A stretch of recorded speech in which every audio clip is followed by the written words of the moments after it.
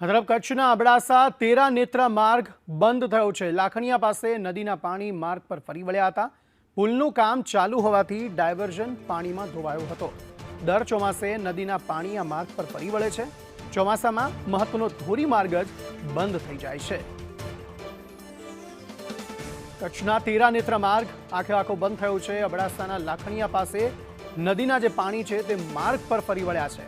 આ પુલનું કામ ચાલુ હોવાથી અહીંયા ડાયવર્ઝન પણ બનાવવામાં આવ્યું હતું, જોકે પાણીમાં આખું ડાયવર્ઝન ધોવાઈ ગયું। દર ચોમાસે નદીના પાણીના કારણે મહત્વનો રાજ્ય ધોરીમાર્ગ જે છે તે બંધ થઈ જાય છે।